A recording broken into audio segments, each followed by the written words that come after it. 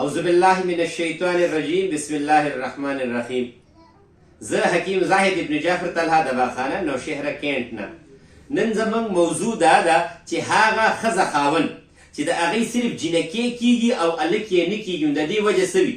په دې باندې د دې نه مخکې ما پروګرام کړی دی، خو ډېر زیاتو کسانو بیا میسیجز وکړو چې حکیم صاحب دې کې لږ ته تفصیل لږ زیات ووایه. نو زه به تاسو ته انشاءالله تعالی په دې کې د زنانه چې کوم ریزن وي او د سړي د وجې چې کوم مسلې جوړېږي هغه به تاسو ته مکمل تفصیلا بیانوم انشاءالله تعالی. لومبي دا یاد ساتئ، دا قرآن دی. قرآن کی سورہ شورا کے اللہ تعالیٰ فرمائی یهب لمن یشاء اناسا ویهب لمن یشاء ذکورا او یزوجهم ذکرانا و اناسا ویجعل من یشاء عقیما. اللہ تعالیٰ فرمائی زامن ورکول زما کار دی، لونه ورکول زما کار دی، ګډ وډ ورکول زما کار دی، ویجعل من یشاء عقیما. او چې څوک شنډو ګرځم څوک دی ورله ورکي. لومبي دا د الله تعالی یو قانون دی چې الله تعالی زامن هم ورکوي، لونه هم ورکوي، ګډ وډ هم ورکوي، چې څوک شنډ وګرځي څوک یې ولې ورکولی نه شي. خو د الله تعالی قانون بیا دا دی چې د دې دپاره لکه یو سړی ښځه خاوند دا ضروري وي چې یو سړی واده وکړي نو الله تعالی به د هغې نه بعد بچي ورکوي. د هغې نه که د یو سړي بچي نه کېږي نو هغه بیا ګوري چې یاره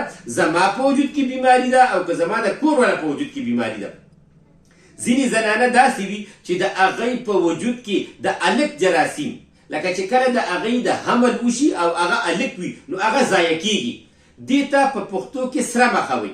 نو دا زنانه هلک وي چې د هغې دوه درې بچي ضایع شي نو هغه بیا ګوري چې یاره زما ماشوم خو ماشاءالله ښه ټیک ټاک و خو پته لګي نه چې ولې ضایع شو. نو د دغه زنانو په سپغوس کې سره مخه او د دې پته به څنګه لګي چې سره مخه یاره دوی د میلاوېدو په ټایم کې د داسې زنانو وجود دننه سوځي یا د دې د خپو تلي به هم سوځي، د دې تشي میتیازې به هم سوځي، غصه به هم ورله ډېره زیاته ورځي او چړچړاپن به هم پکې ډېر زیات وي او د خبرې ښه طرف به زیات نه علي.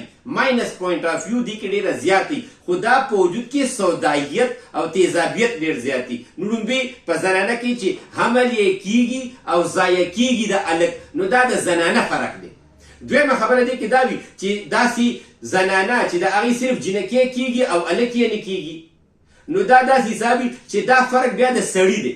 څنګه فرق دی؟ فرق داسې دی چې د سړي په وجود کې الله تعالی دوه قسمه جراثیم ایښي دي. ښه یو په دې ځان پوهېږې د دې مطلب دا نه وي چې سړی کمزوری دی یا د هغه مردانه طاقت کم دی، نه، دا طاقت هر څه د هغه په ټیک دی خو د هغه په وجود کې وای کروموسوم نه جوړېږي. د سړي په وجود کې الله تعالی دوه قسمه جراثیم ایښي دي، ایکس کروموسوم او وای کروموسوم، او د زنانه په وجود کې صرف ایکس کروموسوم وي. که چېرې د سړي وای ایکس سره میلاو شي دا د 10 کسات نه هلک دی. دې کې ځینې خلک وایي چې زنانه له ګرم خوراکونه سټارټ کړي او دا چل کوي، دا نه چینج دی، دا دروغ دی. دا چې څه ټیم ایکس کروموسوم سره وای میلاو شو دغه سات نه هلک دی. او که چېرې د سړي ایکس کروموسوم ایکس سره میلاو شو نو هغی به بیا دا جینۍ ده. ځینې کسان داسې وي چې هغوی زنانو له ګرم خوراکونه سټارټ کړي نو که تاسو خیال کړی وي نو عموما په ځینو ځایونو کې ځینې زنانه داسې وي چې د هغې اواز لکه د سړو غوندې وي نو دا دغه وجه وي چې هغې کې دا کوم خوراکونه چې کوم وي چې کوم هارمونز جوړوي د هلک نو هغه خوراکونه یې هغه کړي وي خو هلته جنس چې کوم وي هغه د جینۍ وي نو دغه د اواز فرق چې کوم راځي نو د هغې دغه وجه وي. نو دا یاد ساتئ چې د یو سړي په وجود کې کله وای کروموسوم نه جوړېږي، دا 2 کروموسوم دي. نو چې کله ستا وای نه جوړېږي دا یو بیماري شوه. لکه الله تعالی ستا په وجود کې 2 قسمه جراثیم ایښي دي، یو جوړېږي او یو نه جوړېږي. د دې ته علاج وکړه. لکه دا خلک وایي چې اوهو دا خو د کفر خبره ده. نه، دا د کفر نه ده. ګوره ورکول د الله کار دی. موږ ورته صرف وای کروموسوم زیاتو، بقایا ورکوي بیا الله تعالی چې ستا وای کروموسوم زیات شي، کیدای شي ستا وای کروموسوم نن وي او ایک کروموسوم دی ایکس وي او هغه ایکس میلاو شي او وای میلاو نه شي. نو دا کار د الله دی، خو دا یو تدبیر دی، یو سنت طریقه ده.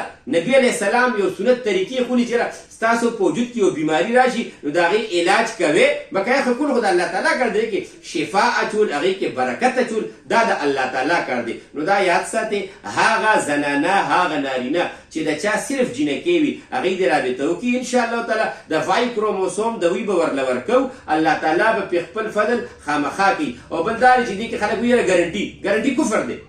زمونږ کار دا دی چې مونږ د وای کروموسوم د وی ورکو، الله تعالی به خپل فضل انشاءالله تعالی کوي. او وجه څه ده؟ وجه یې دا ده چې دا سنت طریقه ده علاج. نو په دغه کسیز باندې انشاءالله تعالی چې چاته دا مسلې وي هغه رابطه وکړي، الله تعالی به خپل فضل خامخا کوي انشاءالله تعالی. زمونږ د واتساپ نمبر چې کوم دی هغه 0333 91 38 479 دویم نمبر دی د زونګ 0311 93 55 042. د وجود لحاظ سره د بچو لحاظ سره چې چاته څه قسم مسله وي ما سره رابطه کولی شي ان شاء الله تعالی طبي لحاظ سره اسلامي لحاظ سره زه به هغې له مکمل جواب ورکوم. السلام علیکم.